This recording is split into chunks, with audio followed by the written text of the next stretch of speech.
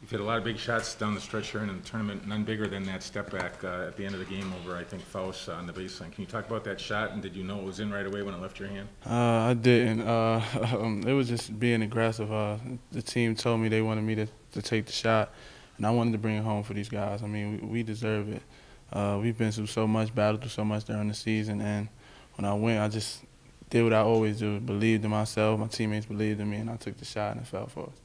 You know, when you came back from your suspension, a lot of players might have sulked or been angry or not had a great attitude coming back, but it seems like you've used that to sort of motivate yourself and have played great ball since then. Can you talk about how you set yourself straight after that? Oh, definitely. I know guys were out of sync.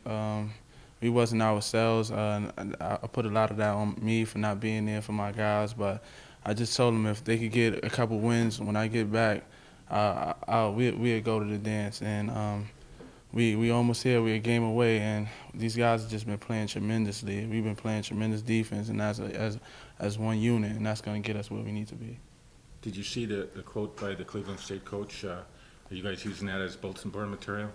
No, we not paying attention to that. I mean, we've been doubted all along. It doesn't matter. We're just going to go play basketball. We're glad to be here. You kind of mentioned that you basically guaranteed your teammates that, hey, keep it afloat and I'll get you there. As you're in one of those timeouts late last night, was there kind of a, not this way mentality that, you'd been up the whole game and it was your time to take over?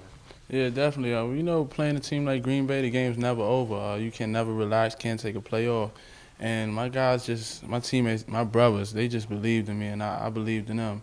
And I told them if we could fight through this game right here, that we'll make it. And they did everything that they had to do right, and we won it as a unit.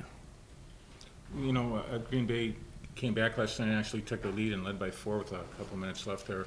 What did you tell yourselves, or what did someone say to kind of calm everyone down and get everyone on the same page? Just keep doing the little things. Keep playing defense and guard. We needed stops down the stretch, and that was a tremendous atmosphere we played in last night. And I don't think I ever played in an atmosphere like that. And it was great to see our guys prevail through being down 4 with about 2 minutes left in the game to come back and win the overtime.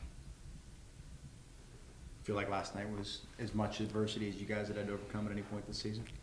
Most definitely. I mean, we playing against the top team in the league.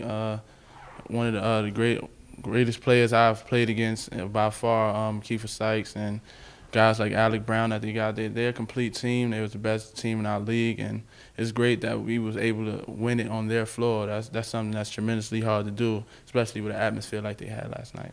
After Kiefer struggled in the first half with that knee, and I guess he hyperextended his knee and then he turned his ankle, were you surprised how good he was in the second half?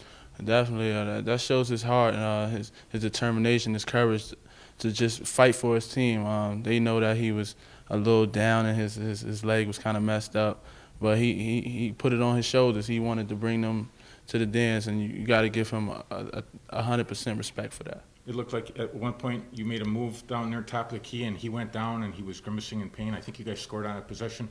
And on TV, as you ran back up the court, you looked back at Kiefer, and he was laying on the ground. What were you thinking at that point? I was just looking to see if he was all right. It looked like he tweaked his leg a little bit. I didn't know what happened, but I just looked to see if he was fine. What will it mean to you to pull out a bracket and see UWM there, and for you personally get the chance to play in the NCAA tournament? It's just a humbling experience. I mean, like I said, this team, we have fought through it all, been at the highest points in the season and been at the lowest points. And for us just to put everything we had into this tournament, I told the guys that it's a brand new season. Them 30 games that we played, it's a reset. Now you just got to go out there and leave it all on the court every night, and that's how we've been playing. We just got to keep it up for one more night. After your team lost to UIC, kind of a bad loss at the end of the season, could you have imagined being in the position you're in right now, a chance to go to the big dance? I don't say this to be cocky, but I never downed this team. I mean, our courage, our fight, we never give up. We always stayed positive no matter what, and that's what made this group as good as we are now. I mean, that competitive spirit that we always have, even when we was down and losing and nobody thought that we would be able to make it, we found the way to do it. And I got to tip my hat off to my teammates. Those are my brothers in there, and they did a great job. Think there's a little bit of mojo in Tybie's new haircut? Oh, definitely. He's a new man now.